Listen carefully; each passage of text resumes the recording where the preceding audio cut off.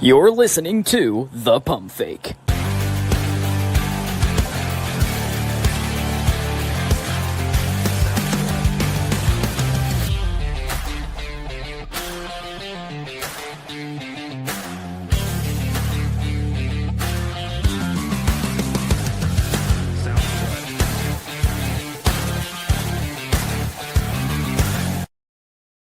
And welcome into the Pump Fake, everybody. Brought to you by FanDuel, America's #1 sportsbook. Jarrett Bailey here with you as always. It is a football Friday, so I am joined by my good friend Joe Ceraulo. It's good to see you, pal. How are you?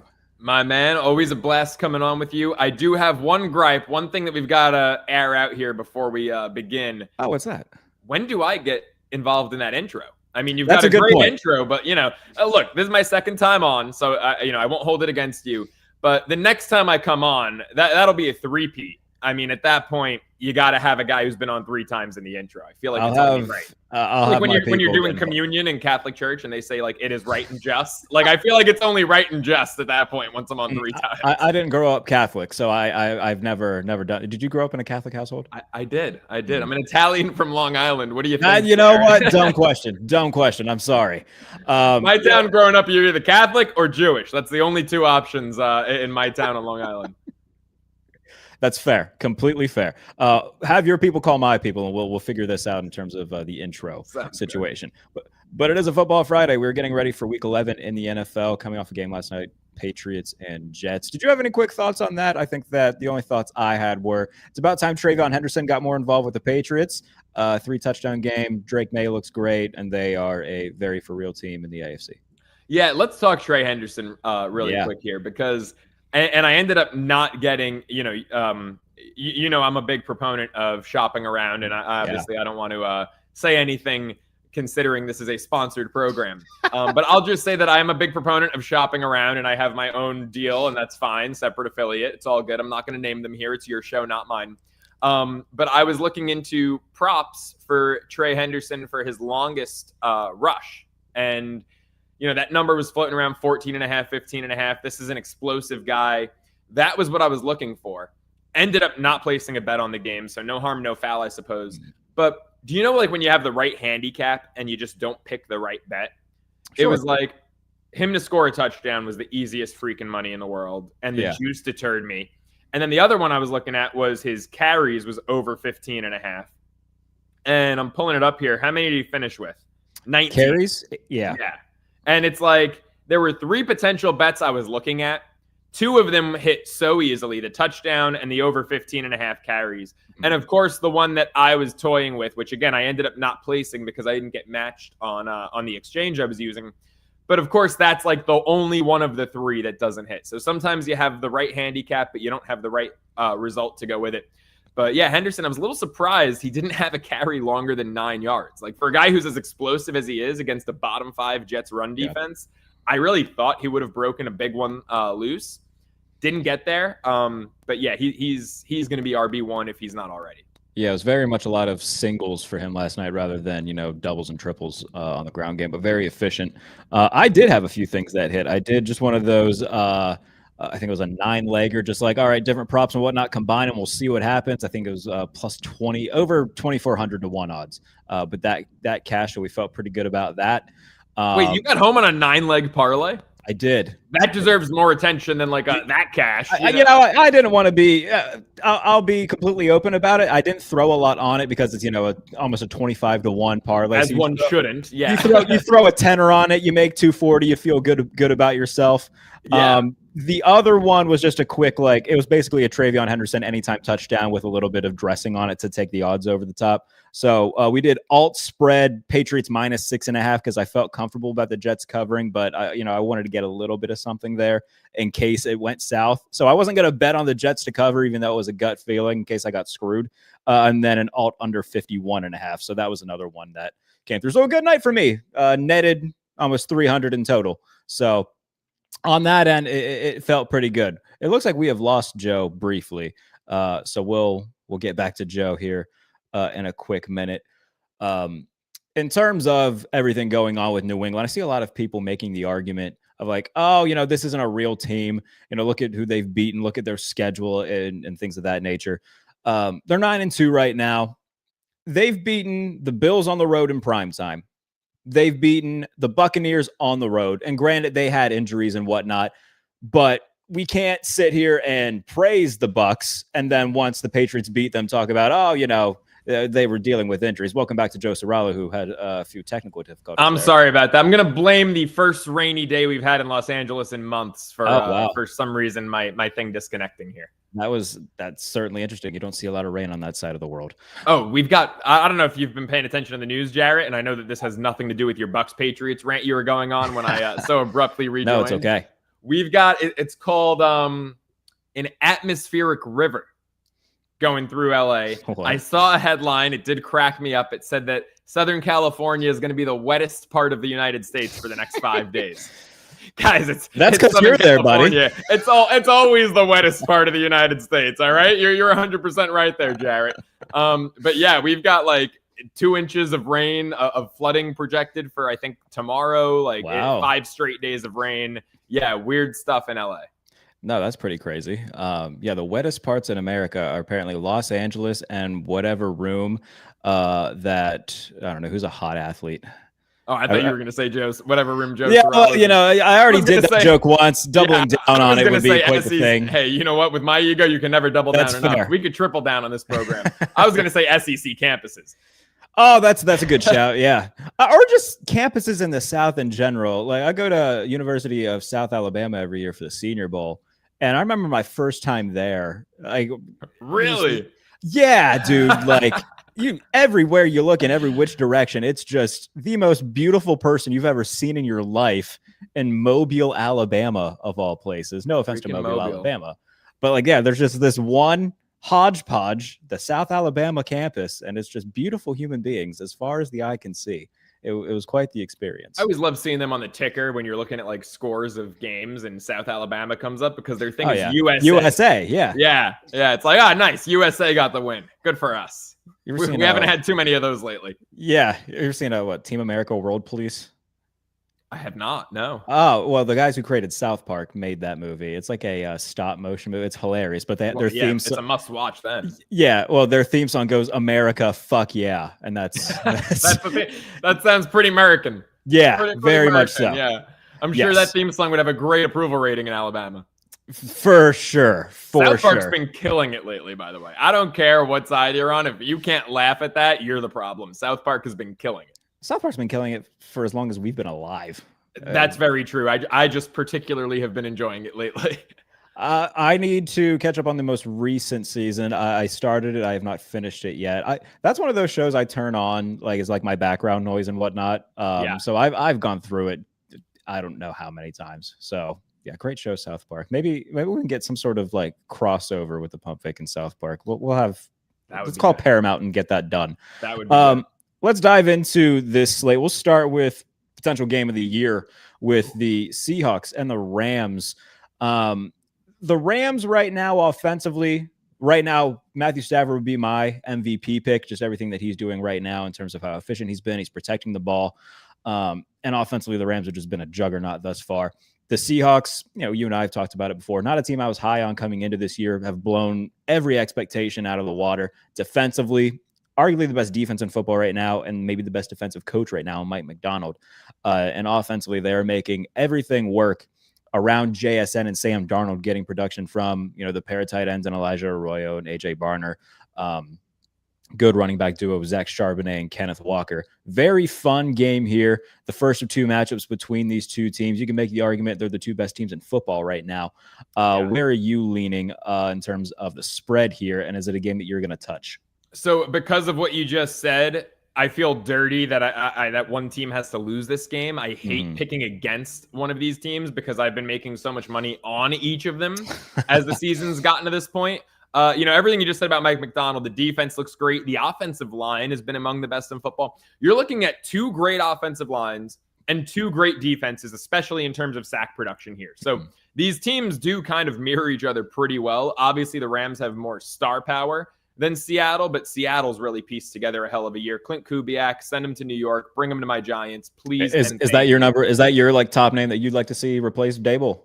Either him or Flores. So Flores was my top name when the Giants hired Dayball. It was actually Flores 1A, Dayball 1B.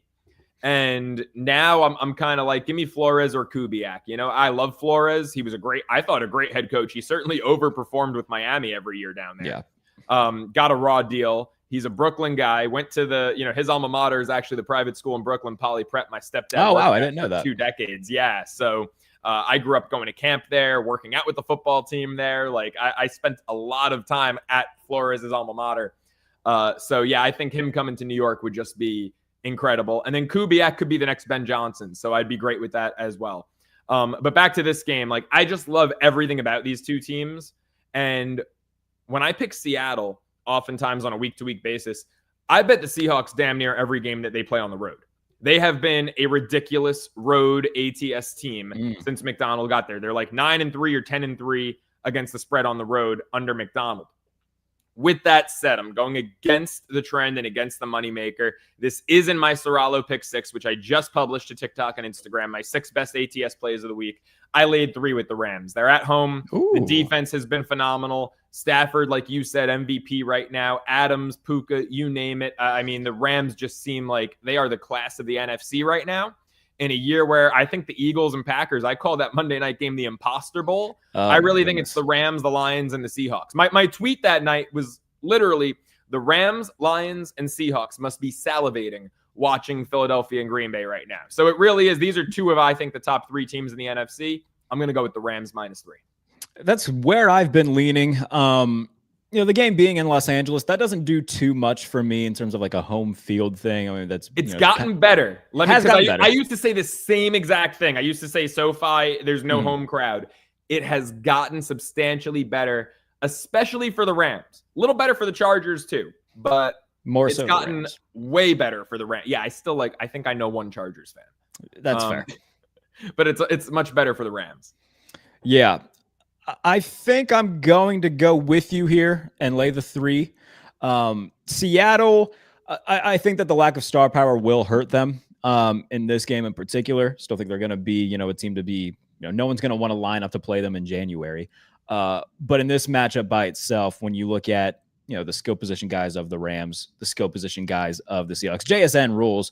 Outside of him, though, you feel like if you're the Rams, defensively speaking, I think Chris Shula is going to have something in mind where, he's going to make, an older Cooper Kupp beat him. And obviously the Rams know Cooper Kupp very well. He was there for a long time. Yeah. So it might come down to, hey, can, a Cody White beat you? Can you make one of these lesser guys, can they have a career day almost to beat the Rams? I just don't think it's going to be enough. Seattle's awesome, but I'll agree and take the Rams and the points here. So I will say before we move on, I have 3 thoughts that I'm going to get out in 10 seconds or less on each.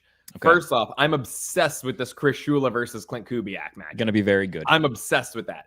Secondly, is it crazy to say JSN might be the best receiver on the field in this one? He's going up against Devontae Adams and Puka Nacua.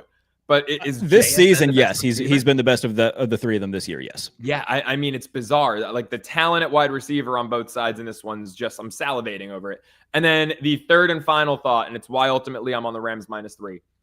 As great as he's been, and I root for him, and I love the comeback story, I think it comes down to who's more likely to make a mistake in the 4th quarter, Matt Stafford or Sam Darnold. And I think it will be Darnold. The word of the day on the pump fake is salivating, everybody. And we'll see if this game can live up to its billing. That game will be in, I believe, the 4:00 window. Yeah, it's in Los Angeles. It'll be the 4:00 game on Fox. All right, let's go to the 1:00 window. Bills hosting the Buccaneers. Both teams losing last week. The Bucs losing to the Patriots at home. The Bills losing to the Dolphins by 17 on the road. One of these teams trying to avoid consecutive losses. The other trying to get to 7-3. The Bills will be without Dalton Kincaid. Khalil Shakir is good to go. Buccaneers without Chris Godwin, without Bucky Irving. Similar situations with these two teams. Same records, both missing some stars on offense, both trying to avoid losing 2 straight games. Only difference is that the Buccaneers, I don't care that the Panthers are 5-5 or whatever they are, the Buccaneers are going to win the NFC South. Buffalo's got to try to keep pace with New England, who just went to 9-2. They have a head-to-head win over Buffalo already. Being at home, I think that helps Buffalo certainly a lot. 5.5 feels like a big number here, especially with how Buffalo looked last week against Miami. I'm going to take the Bills to win, but I think Tampa covers. I'm with you. We're in perfect lockstep there. I'm grabbing the points. Too many points. Tampa Bay last 2.5 years, just like Seattle, a top 2 or top 3 road ATS team under Todd Bowles. So they've been phenomenal covering on the road. I'm grabbing the points. It ain't going to be pretty. I think the crappy weather, I'm seeing like a cold rain. And now people say like, oh, they're a team from Florida. They're going to stink in the cold. Baker's a baller, right? I mean, come on. Baker was with Cleveland, won a playoff game, right? Really fiercely competed with Kansas City that same postseason. Like Baker can play in the cold. I'm not worried about him. I'm not worried about a Todd Bowles led team. So I'm going to grab the points. And then because I have a big future that I laid a silly amount of juice on Buffalo to win the division, I'm going to hope the Bills win this by 3 or 4. Yeah. And look, you got to remember the Bills still have another game against New England, and that's going to be incredibly pivotal. I mean, whoever wins that, if Buffalo wins, doesn't lose another game before then, you could say that game is for the division. Bills have a much harder schedule, though. Much more difficult schedule than New England does. So the implications of that are going to be very big, especially because you look at the AFC. Like, it's not a guaranteed 10 wins get you in. I think Buffalo's going to get to 10 wins, but the other teams fighting for playoff spots right now, like Kansas City right now, technically the number 8 team wouldn't be in the playoffs if it started today. Jacksonville's still in the mix there. Pittsburgh all at 5 wins. There's only going to be 3 teams that get those wild card spots. So we saw it last year in the NFC where Seattle won 10 games, didn't get in. Very likely we see something similar in the AFC this year. So every win, very important. On the Buccaneers side, I'm not too worried. I mean, obviously, you'd love to have Bucky Irving and Chris Godwin back, but we've seen how they've played this year with the depth that they have at both positions. Rashad White's been fine. Tez Johnson's been really good coming in. Obviously, Emeka Egbuka has emerged as one of the best receivers in football as a rookie. He is sick. He's very sick. So I'm not worried too much about their offense. We're looking at bad weather. The Bills can't stop the run.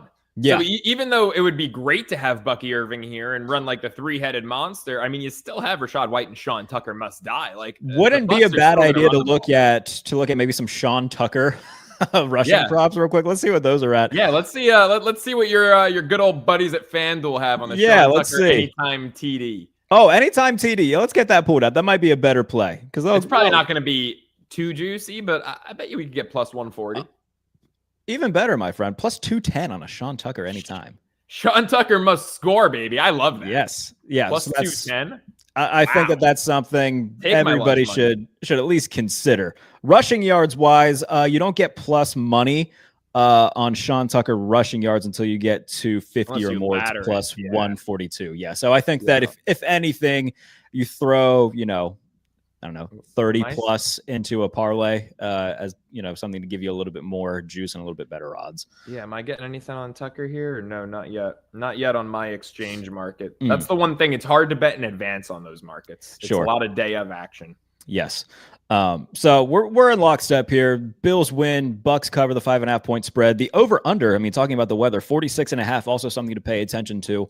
If you want to hop on it now with the weather coming, remember a few weeks ago, Cleveland, Miami, over under started at 39.5, went all the way down to 36 because of bad weather. And I believe at kickoff, it even got in some markets 35.5. So jump on it now. If you're, kind of paying attention to Buffalo weather reports, this game could be a very clock management type game with not a lot of scoring. So and that's another thing to keep in mind. Usually, not always, but usually totals and sides correlate somewhat.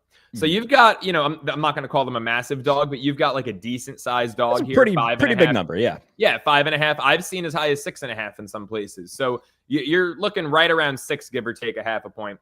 And I feel like the most popular bet I'm seeing the experts talk about on TV is the under. So usually there's correlation to an under and a dog. Now, it's not a guarantee, right? Buffalo could win this thing 17-10. It could stay way under and they could cover. Barely, but they could cover. A 17-10 game would be Bills minus 5.5, obviously. But usually when you're looking at an under, you're looking at a closer game. Lower scoring affair means less room for Buffalo to blow them out. So, yeah, I'm going Bucks, grabbing those points. Could be even worth it if you feel really confident in the under, buying a point maybe for the Bucks, depending on what it moves to. So if you want to move it to 6.5, something in that nature could be worth looking at. Yeah. Full disclosure, that's the number I got on my exchange. So I didn't even have to buy a point. I got that at minus 110. But yeah, I feel a lot better about that 6.5 number than a 5.5, as anyone would. Right. All right, let's move on to the Sunday night game. Lions taking on the Philadelphia Eagles. That game in Philadelphia. No buildup. We're doing the best games first here. Yeah, we are. We're not playing around this week. You talked about it a little bit earlier with the Eagles.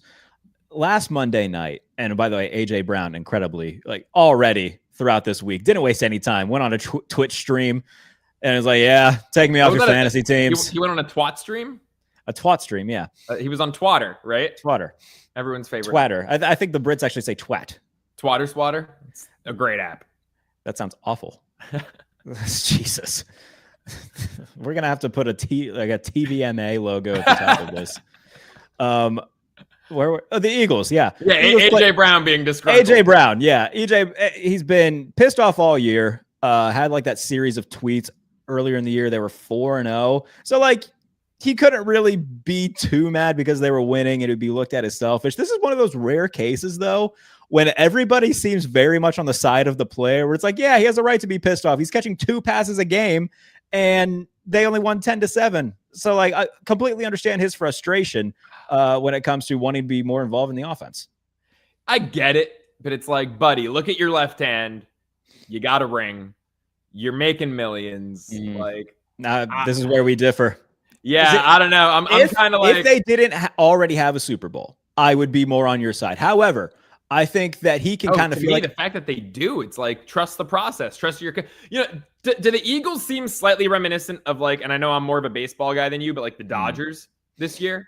Are we seeing a little core? Like maybe they're just bored and playing with their food. Not that these guys, get bored that easily when they're going to, this is Sparta like combat every week, but. The Eagles kind of feel like they're playing with their food a bit. They're still going to be a tough out in the playoffs. Now, I don't think they're winning or even getting to the Super Bowl, but they're not going to be an easy out in the playoffs. It just feels like they're playing with their food. I'd be like, chill a little bit. You still have one of the best records in football. Like, I don't know. I think AJ could chill. I think that the fact that he has a Super Bowl makes him a little bit more angry. Like, I think that he would be a lot quieter if he didn't already have a ring. But now at this point, it was like, yeah, I think he's thinking, all right, I've got a ring. I want to get mine though, So yeah. I think that there is a little bit less pressure in the thoughts of winning, but also wanting to win and feel like you're contributing to winning. And I think he said that to the media. He's like, yeah, I want to win, but like, I want to have my cake and eat it too, basically, which the Philadelphia Eagles, there's no reason why you can't have your cake and eat it too there. You've got a player as talented as AJ Brown. I think this is more of a Kevin Patullo, the offensive coordinator, problem, not drawing up more looks for him. But whatever the issue is, hopefully for the sake of the Eagles, they do resolve it. Or maybe not hopefully. Maybe they trade him in the offseason and we can stop talking about the Eagles being in the Super Bowl every year. That would be awesome. The Lions, big money Dan Campbell calling plays now. They scored on every possession against the Commanders last week. Had almost, 600 yards of offense or something insane like that. Jahmyr Gibbs had a big game. Jameson Williams got involved and got in the end zone. Amon-Ra St. Brown did a Donald Trump dance, and everybody got really pissed off about it. Overall, just a really great game from the Lions. St. Brown rabbit holes are crazy, by the way. Yeah. I'm seeing a lot of people doing some digging. Have you seen that, like, alternative healthcare, which is not really real healthcare? Yeah, he has some sort of partnership thing there. Yeah, that's like the alternative to what, Obamacare or something like that. Yeah, well, it's like trying to discredit Obama. It's not a viable alternative because it's not good healthcare. I mean, Amon-Ra St. Brown kind of sucks. I'm like shocked. I really liked him. But after seeing him do like, I found him annoying before all of this. I don't know. Something about Amon-Ra St. Brown just annoys me. Well, there was something weird last year when I was working for Vice and I played a clip of him interviewing Xavier Legette on his podcast. Mm-hmm. And Legette's talking and St. Brown, I just noticed the whole time was like checking himself out in the camera. And like he did like a weird lip bite thing. Like he looked in the camera and he was like, ew. And I was like, dude, what are you like? You're interviewing Xavier Legette's talking about eating raccoon right now, and you're checking yourself out. Like, it was weird vibes. So that made me kind of go like, this guy's a little off. And after seeing that, like, it's like some supposed Christian healthcare thing, but it's all about making healthcare harder to access. I'm like, yo, St. Brown sucks. I'm out on him. I'm in on the Lions, though. Money line. They're going to win Sunday night. Sounds like some sort of like televangelism healthcare almost. Literally. Yeah, it's bizarre. That's funny. But I think they win. Philly's a fraud. It's like I said about the Monday night game, Eagles, Packers, and I was on the right side. I had the Eagles to win that game. But they're fraudulent this year. I'm just not in. They look hungover. Saquon looks hungover. The offensive line's beat up. Lane Johnson can't stay healthy. Give me the Lions to win the game outright. I agree. Money line plus 122 at FanDuel right now, over under 46.5. Yeah, I completely in lockstep with you. I just think that the Lions are getting hot at the right time. Shifting play calling duties from Morton to Dan Campbell worked wonders last week. Eagles defense is obviously better than the Commanders defense. I don't think they're going to roll up and, put 50 on the board. No. But I do think that the efficiency in which they played with last week will carry over to a degree. The lack of efficiency that the Eagles are playing with right now, going up against a Lions defense that's been very good this year under first-year defensive coordinator Kelvin Shepard. I think it saw just a really good recipe for the Eagles to drop a game, the Lions, to continue to ascend in the NFC. One anytime touchdown I'm looking at David Montgomery. It's been kind of quiet over the last couple weeks. Anytime touchdown for him is plus 160. I know that Jahmyr Gibbs has kind of taken over the Batman role in that backfield. But they try to still give David Montgomery his. Once I get into the red zone, a little bit stronger of a front for the Eagles. Would take a little bit more of a bigger dude like David Montgomery. So I think an anytime touchdown there is one that I'm kind of circling and putting on my watch list. Speaking of Amon-Ra's podcast, did you notice Montgomery went on and him and his brother were like drilling him about being a power back, and Montgomery was getting pissed? Really? No, he was like, I'm a running back, not like stop with that power back bullshit. I'm a running back. He was getting mad. It was pretty funny. So maybe channels that anger and lowers a shoulder into an Eagles D-back or something at the goal line and gets in. I like it. I don't hate that play. Like Gibbs is what, like minus 200? You can't. Oh yeah, like it's basically like you got to bet 220 to even make any real money to get something there. I didn't realize you were such an encyclopedia for the St. Brown podcast, by the way. It's just the stuff I see on social media. The Leggett thing, he was talking about eating raccoon. Sure. I'm surprised. Oh no, I'm not trying to be mean to Xavier Leggett or anything. I can't understand a word that guy says. So his voice, that guy's accent. He is from the deepest, backest of backwoods areas in like South Carolina. Like he's talking about catching raccoon and skinning it, and then you ever seen the Wild Thornberries? Oh God, was that a Nickelodeon show back? Yeah, it was. Were they Australian or something? I don't know. I know that the dad was played by Tim Curry, who is like redheaded family. Yeah. I watched that. Okay, yeah, I watched that as a kid. I don't know why. When Leggett talks, he reminds me of the brother Donnie, who just kind of like hops around and makes random noises. Doesn't really speak English. It's just that's Leggett. Yeah. He's wild. But like he seems like a great dude. He seems very wholesome. Like he is. Oh yeah, for sure. Not trying to be funny, just some people are just naturally hilarious. And like with Leggett, it's like, hey, I'm never going to eat raccoon, and I'll eat just about anything as long as it's not like an organ. But like I'll eat, alligator, kangaroo. I mean, one of my favorite things, you probably, because you're from Pennsylvania, you probably eat deer, right? Venison. Yeah, I do enjoy venison. Yeah. Venison's like my favorite thing in the world. I'll eat just about anything. Raccoon, I'm out.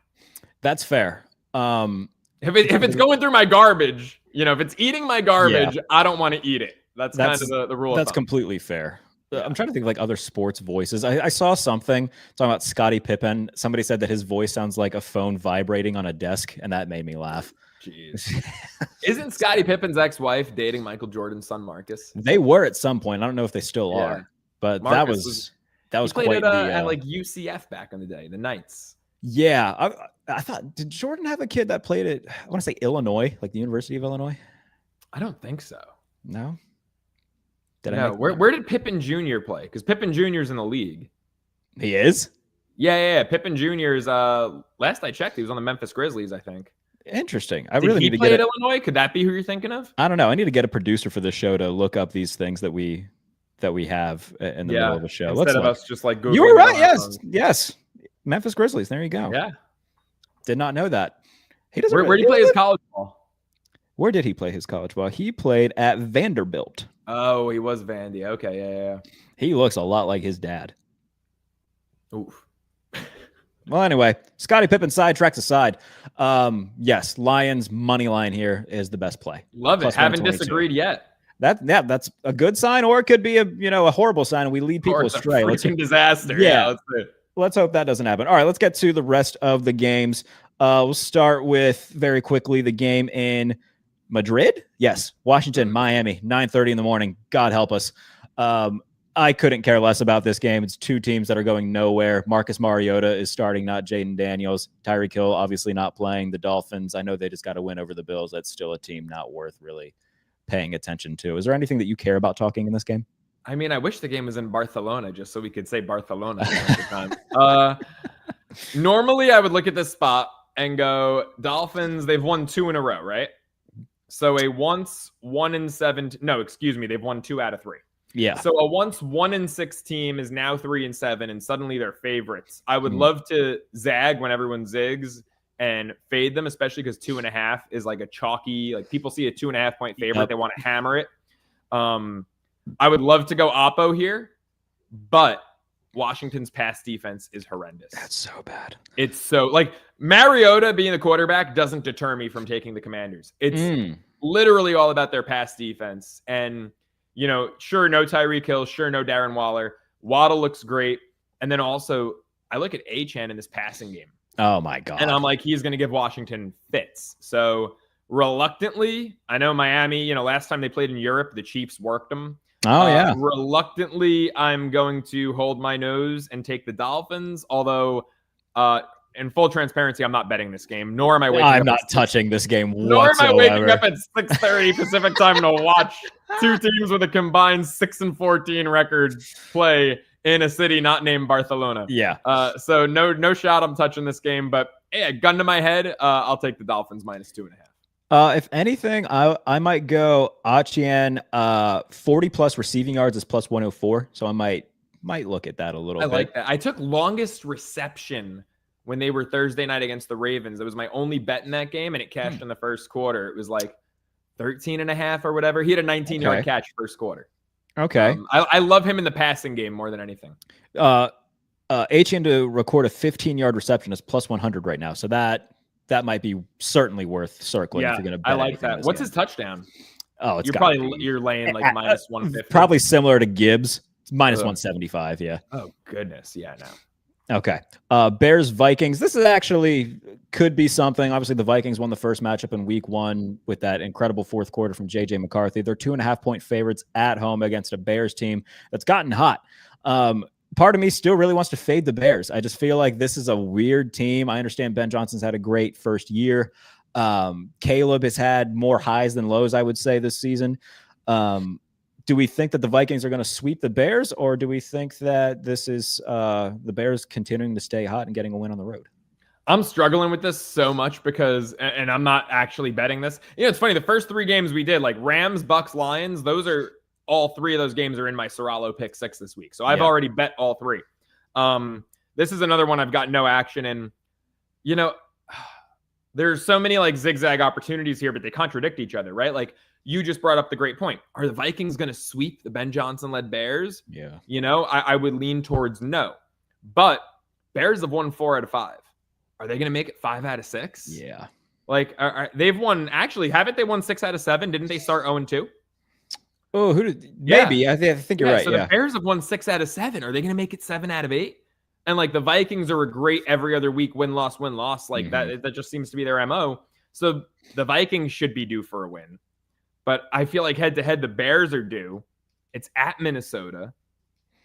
I mean, I love Flores, this defense, and they've dealt with a couple injuries, but this defense has been very underwhelming since they started off pretty hot earlier in the year. Last week against Baltimore, I know that they lost, but Lamar didn't have 200 yards passing. I thought that they did an okay job of caging the Ravens offense. It was more so. A lot of bend, don't break. They let up a lot of field goals early, and then they just couldn't. Yeah. This is a tough one for me, man.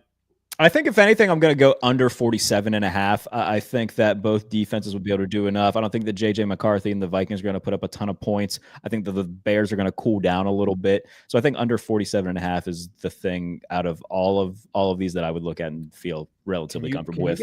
If you shop around, I think you can get 3. Am I allowed to say Bears +3 or no? Sure. Yeah, I would take. I would take 3 with the Bears. And even so, if you're buying a half point on FanDuel, I think that'll take it up to just -115. So I would just parlay that with something else. Or if you want to include it in a teaser, I think teasing that up to +8.5 for the Bears, including that in a teaser would make a lot of sense. That. Yeah. I like that as a teaser leg. All right. Packers Giants, your Giants +7.5 at home against a Packers team that only put up 7 last week against the Philadelphia Eagles. Is this but Jameis, baby. Don't start with me. Give me the points. Give me the 7.5. Let me welcome you into Cranky Prick Incorporated. I am so goddamn tired of every year. Everybody has to pretend like this is quirky and funny. No, it's not. Stop it. The greatest city in the I world. hate it. Oh, I hate it. Like, I love Jameis Winston. Give me the Giants plus 7.5. Give me Jameis to throw for 300 yards, 2 touchdowns, 2 interceptions. One might be a pick six. Who's he throwing to? Give me Darius Slayton's gonna. He's hurt. Wandale Robinson's gonna. He might be hurt too.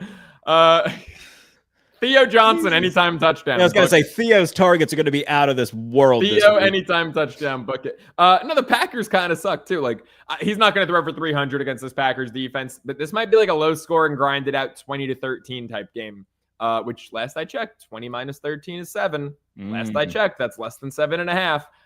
Give me the points. The Packers are like, they're weird, man. They lose to the Browns and Panthers outright. Yeah. Yeah, give me the points. Why is it that this, another Giants quarterback, Russell Wilson, we treat him like he's a member of I don't know, what's a band that everybody hates? Coldplay. We treat Russell Wilson like he's a member of Coldplay. Are we on board with that? Does everyone hate? Because I feel like people love Coldplay. I always feel like I'm the only one who hates Coldplay. Oh, really? No, I think that people our age hate Coldplay. I feel like older people like Coldplay. Why did they get a halftime show? I was just having this discussion the other day. Where did they get a halftime show?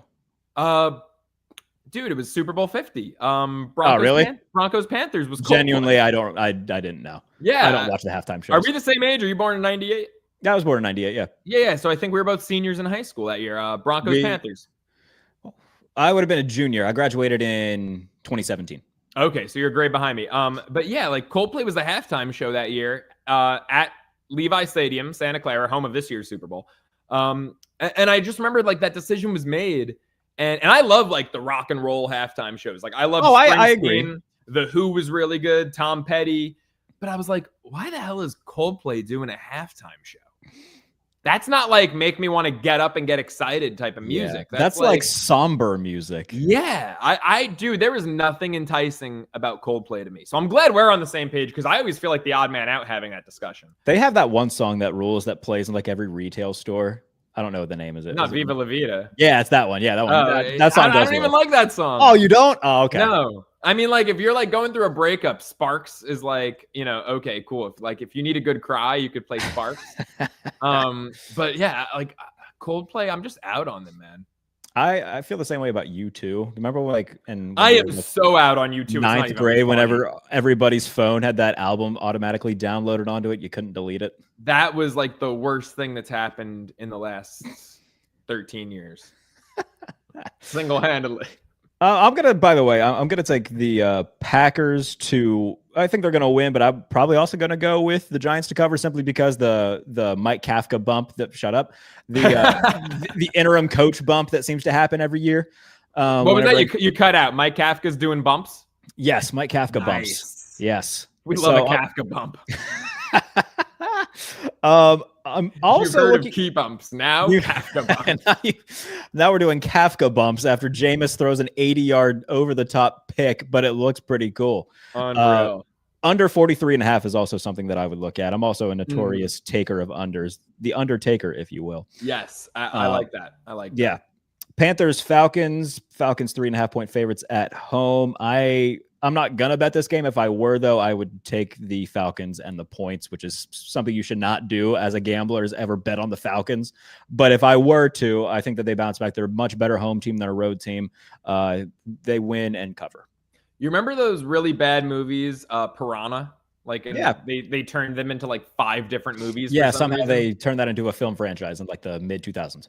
So if I had to choose between watching this game or swimming in a lake with all of those prehistoric piranhas in it, I would choose the piranhas over watching the Panthers and Falcons. This game is going to be grotesque. It is going to be vile. It is going to be disgusting. And yet I might just get to the counter and take Carolina plus 3.5 on it because that's how mentally sick and deranged I am. The way that you feel about this game, I would rather slam my ear in a car door than listen to a Jameis pregame speech ever again. How dare you? You're just not a man of faith. That's why. I mean, no, I'm not. Watching him speak is like going to church, Jarrett. It's a satanic It's a religious, spiritual. He's the best. Come on. He's not. He's like the gift that keeps on giving. He's great. I will say Panthers, Falcons, though, I might rather watch this than who? Panthers, Falcons, Commanders, Dolphins. If they're at the same time, I'm probably picking Commanders, Dolphins. I would also pick Commanders, Dolphins. Yeah. But now here's where we make it fair, right? Panthers, Falcons. Put yourself in my shoes. Pacific time zone. 10 a.m. Panthers, Falcons, or 6:30 a.m. Dolphins, Commanders. I'm picking 10 a.m. Panthers. It's not worth getting up early for. I don't blame you in that front. Yeah, you said Jameis is the gift that keeps on giving. They should have called him herpes because every time you think you get rid of him, he comes back. That's how I feel about him. That's terrible. It's funny. Back in July, I signed with commercial agents out here to start, working in commercials. And that was the first thing I told my friends, texted the group chat with the boys back from, high school. And they were like, can't wait to see a commercial. It's like, I'm Joe and I have genital herpes. And I hope I do see you in that commercial one day. That'd be good. Right? What's that from? Let's Be Cops. Where is it? Yes. Oh, wow. That's a throwback. Yeah, don't worry. Theaters. I saw that in theaters. Holy crap. Yeah, don't you worry. My Marlon Wayans Jr. encyclopedia of movies. Who's the other lead in that movie? The white guy. Yeah, I don't know. The white guy. He's in like a very popular show. I see his face, but I can't think of the name. The Wayans brothers are so good. The Wayans brothers are very good. While you discuss Chargers Jaguars, I'm pulling up the Let's Be Cops cast. Look, this actually was like the 7th game on my list. So I made the Ceraulo pick 6, posted that at Joe Ceraulo on Instagram. I'm going to shameless plug while you're looking up the Let's Be Cops cast. I did. By the way, it is Jake Johnson, the name of the actor. Oh, okay. I think he's also a backup quarterback at like some college in the country. I feel like it's a safe bet that there's a backup quarterback named Jake Johnson. Yeah, like the University of Panda Express. Conference USA. I guarantee they've got a Jake Johnson on the roster. For sure. This was the 7th game on. So I left it off, but it was a tough omission for me. I actually still might bet it, and I would go and take the points with Jacksonville in this one. The Jaguars are disgusting. I hate them. They're on my list of like, do not touch. They have no identity. 1 week, they sell you on this version of themselves. They're like your toxic ex, right? 1 week, you're convinced that they're this changed new version of themselves under Liam Cohen. And then the next week, it's like, same old Jaguars. They're still cheating at the gas station with the tranny hooker. They don't change. The Jacksonville Jaguars do not change. They suck, but this game reeks of like they might just pull it out. At home, the Chargers notoriously don't play that well when they have to go East Coast in the early window. Lost to the Giants in that same spot week 4, excuse me. I like Jacksonville +3 here. All right. Yeah, I'm kind of leaning the same way, mostly because, again, I don't worry too much about cross-country trips, although the Chargers did travel cross-country earlier in the year and the Titans did cover. Or did they? Maybe. I think the Chargers won by 7. I'll have to go back and look and see what the spread was. I want to say. Who's that against? The Titans. I thought that they. No, they didn't cover because I laid 8.5, 7.5, 8.5, and they won by 7. Okay. So when looking at that was Central Time Zone, I'm talking Eastern Standard Time. Right. All right. But no, they didn't cover at Tennessee. They didn't cover at the Giants. So on top of that, Jacksonville's defense has been very good when it comes to takeaways this year. The Chargers' offensive line is in very big shambles right now. Jaguars have a good pass rush and a good front 7. I think that's going to end up being a difference where Herbert's under a lot of pressure, a couple errant throws that the Jaguars have been very opportunistic in taking away this year. I think that could be the difference here. 43.5, the over under. I don't know what I would do there. Spot? It might be like honestly. Reeks a little bit of shootout. Is it like I could see that happening too. What was the Houston Jags final? 36-29 because of that at the end there. Yeah. By the way, if you were a Texans -1.5 ticket holder, I got +1.5 early in the week, so I was fine. But if you had -1.5, I don't care what religion, go to church, go to some sort of place of worship. If you had -1.5, because that pick 6 was insane. I kind of really like that over. I think I do too, because I think that this could be a game where Lawrence and Herbert just kind of exchange blows for a little bit. Yeah. First time that the Chargers are playing in Jacksonville. I think the first time that these two teams are playing each other since that playoff game a few years ago where the Jaguars came back from 28 down. That was crazy. Yeah. That's one of those games you remember where you were. Yeah, for sure. I remember exactly where I was watching that game, and I didn't have the balls to do it. My buddy who I was watching it with said, fuck it, live bet Jacksonville. money line, like $10 or something small, but he won like 300. Mm-hmm. It was bizarre. Yeah. Bet he felt great after that. I wonder if he remembers that. Shoot him a text and see if he does. I will. Yeah. I will. Bengals and Steelers. Steelers 5.5-point favorites. Bengals offense has been awesome. The defense has been whatever the opposite of awesome is. They are such a weird ass team. Like, if you combined like the Bengals offense with the Browns defense, you got a Super Bowl contending team there. Unfortunately, is that crazy or what? Joe Flacco as your quarterback? Like, yeah, it makes no sense. This is, by the way, Ceraulo pick 6 play. I took the Bengals plus the points. I got 6.5, just like I did with Tampa on this one. I would take 5.5 too. Pittsburgh's defense sucks. It's like, go figure. And maybe I regret it because I've been wrong 3 Steelers games in a row. I've been on the wrong side. I took them against Green Bay and against the Chargers. I faded them against Indy. So my Steelers radar is like just not there right now. But I took the Bengals plus the points. I think Pitt wins. I think it's too many points though. Oh, you should have rode with me in the Colts, buddy. I told you, hey, they shouldn't win. But that's when I was on the show, right? That's when I was on. Yeah. Of course, that pissed me off, and that's why I'm here for redemption. The Ceraulo pick 6 3 weeks in a row before I joined you on that show was 5-1 3 weeks in a row. It went 2-4 that week. Maybe I'm your kiss of death. I'm a man of accountability. Like, if I suck, I'm going to say that week I sucked. So I'm here for redemption. All right, fair enough. I'm going to take the Steelers, and you know what? I'm going to take the points too. I think, again, Steelers are a weird team. They're not going to get swept by the Bengals. I couldn't tell you the last time they got swept by the Bengals personally. Yeah. Ever? I'm sure it's happened at some point. It might have happened in 2005 when they won the Super Bowl, because I know they lost at least one game. I'd have to go. No. I want to say they didn't even get swept then. It's the first Super Bowl I remember watching, by the way. Steelers Seahawks. Oh, good. That was the year I fell in love with football. I want to say it's the second one for me. The previous year was Patriots Eagles, because the Steelers went to the AFC title game that year and the Patriots beat them. The year before that, yeah. The year before that, yeah. So Pittsburgh's a weird team, man. What are you looking up? Bengals swept them in 2021. Yes, they did. That was the year the Bengals went to the Super Bowl. Okay. Yeah, they beat the hell out of the Steelers in Cincinnati that year. Yeah. Those Ben's last year. God. They won by 41-10 and then 24-10. Yes. In the 2010s, Pittsburgh was 18-3 against them. Yeah. That's the thing, man. Like they were, that was a gimme. Holy cannoli. And I think their defense has gotten better. Like last week against the Chargers, their defense wasn't the problem. It's that the offense couldn't move the ball. The dam eventually broke, but even so, they held the Chargers to 4.6 yards per play.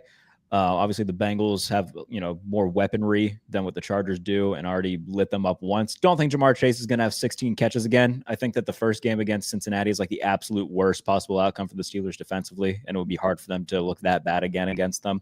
So I think they win. I don't think it's a blowout or anything. I think it's a one possession game, 8 or 7. But I think they win, and I'll take the points. Yeah. By the way, 09 also a sweep. Oh, So you're after they went to the Super Bowl and won it again, and then they went 9-7 after a 6-2 start, did not make the playoffs. Yeah, Bengals that year went 6-0 against the AFC North. First time ever they swept it. That's a division where even if there's a bad team in it, everyone could go 3-3 every year in that division. They just beat each other to hell. The Browns have beaten the Steelers at home the past couple of years. They beat Baltimore at home last year. It's a weird division where it's just you can't really pencil in wins. So we're both on the Bengals plus the points, but I'm taking the Steelers. I'm taking. You're laying the points. Okay, I heard you say take the points, and that means underdog. So wow. So we're on opposite sides there. Got it. Yeah, Texans and Titans. The Titans are 5.5-point dogs. I'm taking the Titans to cover. Oh, I'm laying it with Houston. Oh, are you? No, Davis Mills is starting. I don't care. Dude, Davis Mills started last week, and I took the Texans last week. Yeah, but they were. I don't care. This is not happening 2 weeks in a row. The Tennessee Titans are 4-18 against. Oh, they're bad. Yeah, I'm not saying that they're good. They're not bad. They're bloody murder. They're horrendous. All right, Houston could score 13 points and win this game 13-0 and cover. They could win 13-7 and cover. The Houston top-ranked defense going up against Tennessee's incompetent, whatever the hell you want to call it. I'm taking Houston. I'm going to take Tennessee to cover. I think. You know what? I might just be a sicko and say the Titans win outright. I'm going to do it. I need you to make that bet. I need you to make that bet. Plus 210. Maybe I'll do it. All right. I'll let you know if I do it. I'm not going to do it right here, right now. I'll give you better odds if you want to bet me. I'll lay. If you're getting plus 210, I will lay. Let's see where I'll meet in the middle. I'll give you plus 230. And I'll take minus 230. That's pretty good. I'll do you 20 cents better on the dollar. 20 cents better. Over under is 37.5. I might just put it together. Go Titans to win. Under sounds good. I might go Titans to win, and I'll buy a couple points as a parlay just to stay safe. So I legitimately think the final score in this one's going to be like 16-9. You know what? Okay, 16-9. So under 25.5. What would that alt be? Let's see what that alt turns into if we combine. I'll give you the just alt by itself as well. The alt total of 25.5 is, drum roll, plus 480 to get the under. What would 31.5 be? 31.5. In case there's a thick 6 as the buzzer hits like last week. Plus 200. 2-1 on under 31.5. Pretty good. Yeah. It's not as, ballsy as the nearly 5-1 on the 25.5, but this could be like alt under City.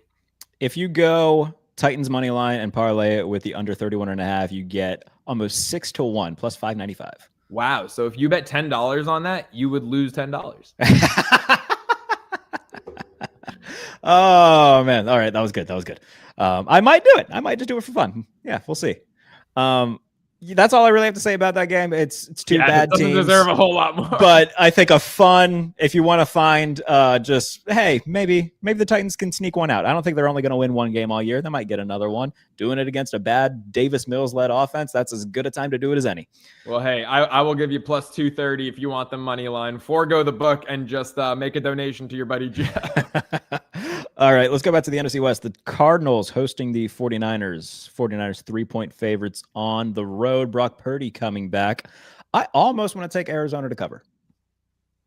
I almost do too. Doesn't it seem too good? This is like either I'm an idiot and it was always the Niners, because I saw minus 2.5 this morning. So it's like either I'm an idiot and this was always the Niners minus 2.5, minus 3. Or it's like, they tricked me into taking the Niners. That was too good to be true. Yeah. Arizona just got their doors blown off last week. They have, but give me the Cardinals plus the point. Yeah, and that game is a tremendous outlier too, because if you look at their previous losses, they were by a combined like 14 points or something. Oh yeah, I took them against Green Bay. Yeah, I took them. They were catching like 7.5 against Green Bay. The Packers got stuck on the tarmac for 5 or 6 hours.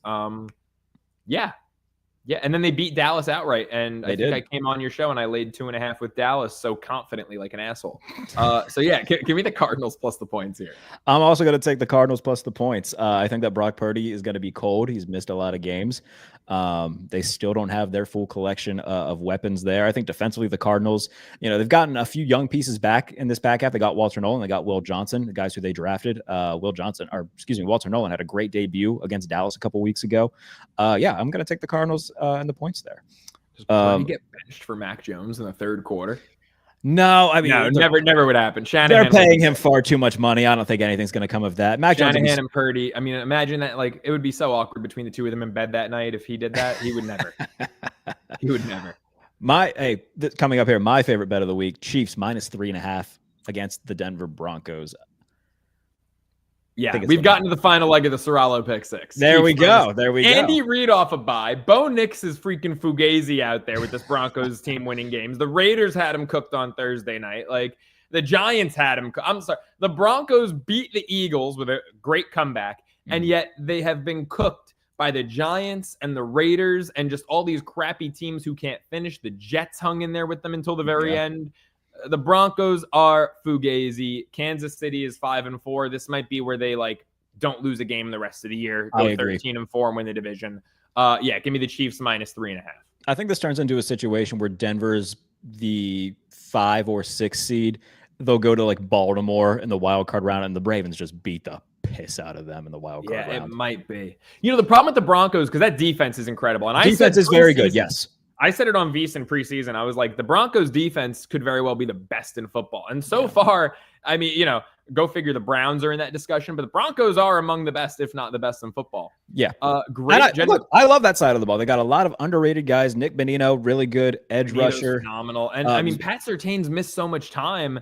And there's still that's another thing. Much, he's not playing this game, so it's going to be Riley Moss against Rashee Rice. Zach Allen's also a very good defensive lineman. I love the defense. I hate the offense. Man, Chiefs are healthy. Look at all those weapons. Rice, Worthy. By the way, Thornton needs to get more run, even though people might say his game is too similar to Worthy. Oh, sue me. You want 2 deep threats out there at the same time? Like, come on. I mean, the weapons are endless for Kansas City. The O-line's got it figured out, it seems. The Buffalo game, I didn't bet it, and I got it right when I was on your show a couple weeks ago. Like, Chiefs, Bills, regular season, you got to take Buffalo. Yeah. If they play each other in the playoffs, Kansas City's going to smoke the Bills if they get a rematch. So, yeah, this might be where the Chiefs turn it on. Coming off a bye, Andy Reid historically, like the GOAT off a bye week, they might not lose a game the rest of the way. I completely agree. You can also get plus money on Kareem Hunt for an anytime touchdown. Isaiah Pacheco not playing this game. Plus 105 Kareem Hunt anytime touchdown. If they get in the red zone, it feels like that's more than likely going to happen. But yeah, my favorite bet of the week, Chiefs minus 3.5. I might even turn into a little bit of an a-hole and find minus 6.5, maybe go a little bit of alt spread. That would imply you aren't already. Oh, all right. A little bit of a backhand compliment there. As we're on the same. So the Ceraulo pick 6, by the way, we've gone through all 6 games. Yeah, we're on the same side 4 out of the 6. Oh, yeah. I wasn't going to run through it. Oh, okay. Okay. At Joe Ceraulo on Instagram if you want to run through them all. But we're on the same side 4. The only disagreements we have are Steelers, Bengals, and Texans, Titans. Of course, both of those were one of your picks. I didn't know the Texans and Titans were on your pick 6. Oh, Houston minus 5.5. Oh, was part of the pick 6. Yeah. Wow. Yeah. And then the odd man out was Jacksonville plus 3, but I still might bet it. It just feels like a weird spot. It is a very weird spot. The Ravens going on the road. This is a 4:25 game, which feels weird. Ravens going to Cleveland. Why is that Why is that a late? Give us game? Buffalo, Tampa. Swap this with Bills, Bucks. Swap it with anything else. Yeah, I don't know. Makes no sense. The Ravens unless they were really hoping that Shador was starting this game. Maybe that was what they were hoping for. Wow. So what? The Ravens could win it 42-0. Right. Although, that 42. I mean, the Browns' defense is too good for that. This is weird, man. What is it? 8.5. The number here? 7.5 on FanDuel, over under 39.5. I mean, that total would imply taking Cleveland plus 7.5. But Cleveland could also get shut out. I feel like the Browns are the popular pick here. I'm going to say Baltimore wins by 10. Oh, you think that I'm going to take the Browns to cover. Yeah, I think the Ravens win.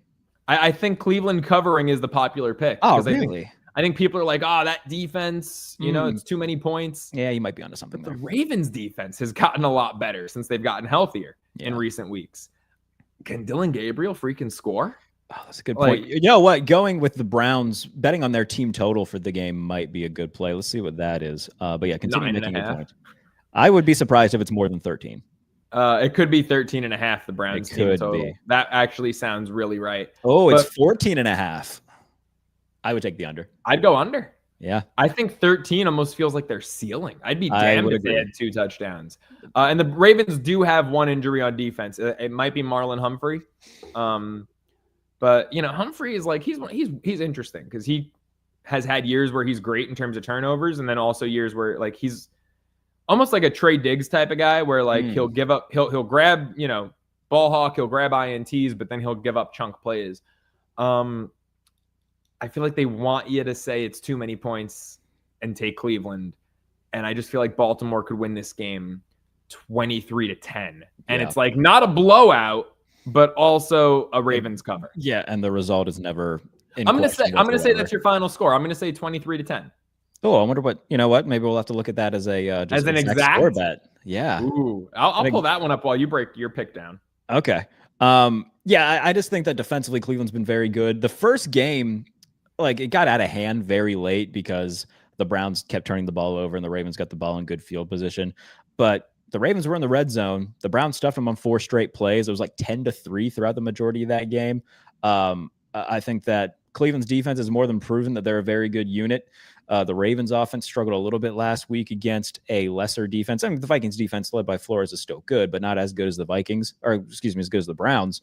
I think that Cleveland covering 7.5, Baltimore will still win. The result will never be in doubt. I think it's going to be a low scoring. Yeah, I think somewhere in the range of 23-10 is a fair shout. Yeah, let's see if I'm getting it offered here. Ravens. Show me 23-10, please.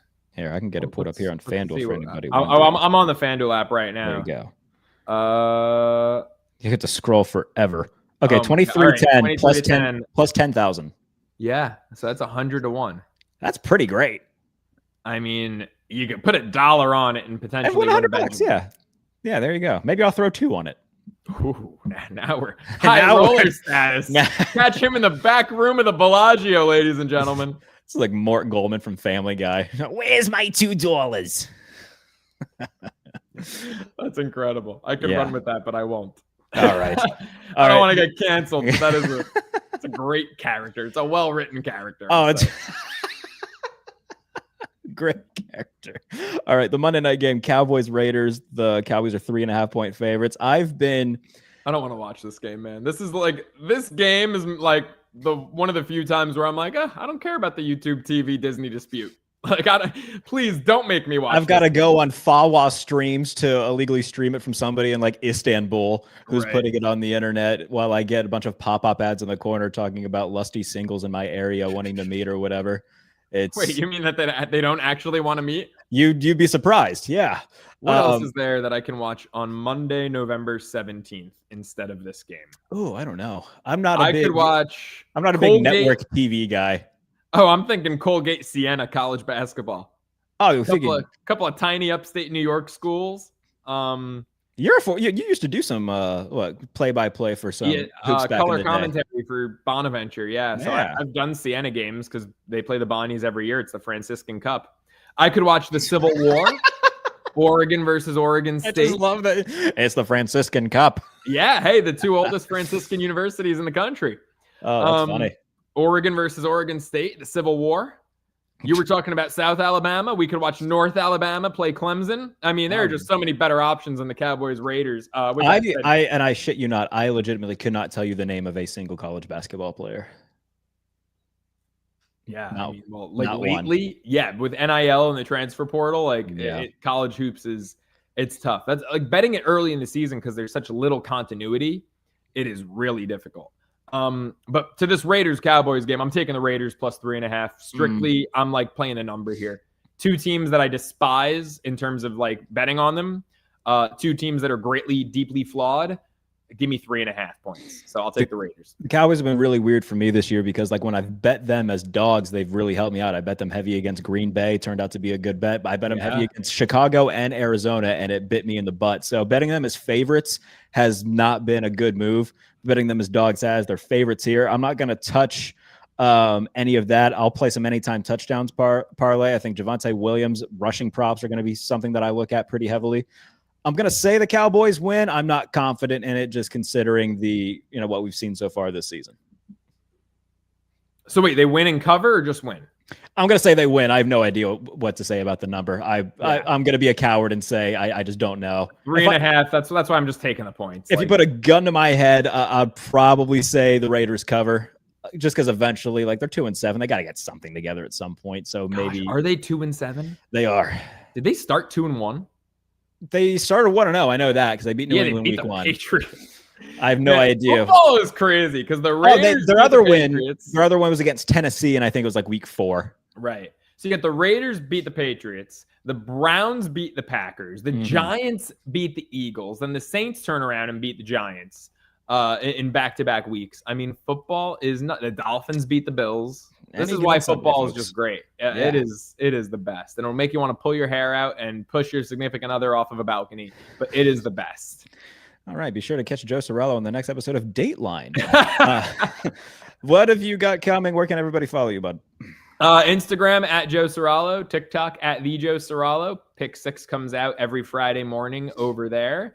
And make sure Twitter at the Joe Ceraulo too, because I've been tweeting out college hoops plays every single day. Love it. If you're watching this on YouTube, please be sure to subscribe to the channel. We're almost at 3,000 subscribers for the pod. That's pretty exciting. So yeah, hopefully we can get that by the end of November. If you're listening as a podcast, comment, review, keep following along with the show, keep raising us up charts and whatnot. Apparently that's important now. So keep doing that. Keep listening, keep watching.